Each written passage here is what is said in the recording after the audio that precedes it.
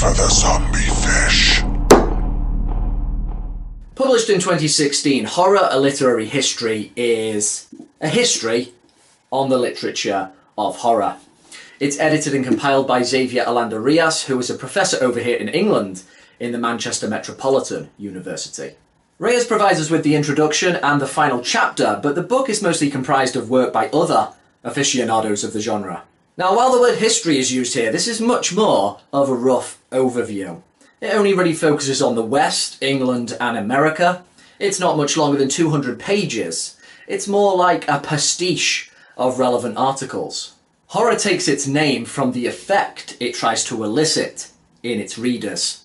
That's the cool sentence that Reyes gives us in the introduction, but he also talks about how horror shapes and moulds historically contingent anxieties, and how it can also provide, strangely enough, a kind of catharsis. Certainly the genre is much more complex than just trying to make you jump out of your seat. It can be a little bit heavy going early on, but it helps give us an idea of how much of a strangled route horror went before it became recognised as an official genre. The worthwhile statistics I got from this section of the book would be that Horace Walpole's The Castle of Otranto, published in 1764, was apparently the first ever Gothic novel, whereas Mary Shelley's Frankenstein, published 1823, was the first ever real horror novel. Now, there's 60 years between those pieces of work. It would be a further 100 until horror became horror. Now, one of the slight problems I had here is they're often referencing what was going on socially and politically and how that was influencing the language at the time. Not being familiar with many of these examples, I felt a little bit lost and just kind of had to go along with what they were saying. One of the better examples related to the grave robbing epidemic of the early 1800s. People were selling on corpses in order to get money from medical schools. Now, there was a famous case of two murderers, Burke and Hare. They were killing people in order to try and provide the freshest ones. And the medical report cases were apparently what were going on to inspire fiction. What's interesting is that horror around this time was generally looked down upon. It was something considered trashy, sensationalist, something to just stir up what was immoral in us. Now, that's not to say there wasn't spooky stuff that was considered decent. And the great English ghostwriter M.R. James later gave this some context. He cut it up into a matter of terror and horror. Terror was the sublime, it was the quality, it's what required skill to craft.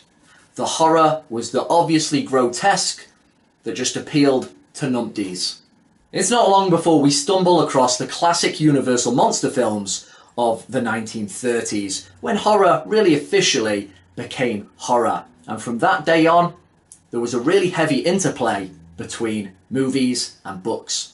We only just really touch upon the 1950s boom with sci-fi before the supernatural starts to get replaced with the domestic. That's when things really start to speed up here. Robert Bloch's classic novel Psycho started a trend that you could say is still going on today. Rosemary's Baby also became a film that came from a book, as it was with The Exorcist. These were more intense, claustrophobic, and drawn-out affairs. As the golden 70s came to a close, a certain Mr. Stephen King started to get a lot of momentum. His small American town type of horror inspired a whole new generation of authors, as well as being primarily responsible for the ridiculous success of horror print in the 1980s. Barker, Kuntz, Rice, and Campbell were just a handful of some of the big names that made that era special, as we very quickly make our way to the 1990s. An era that, while there may not have been a drop in quality, it feels a bit like the horror was less relevant.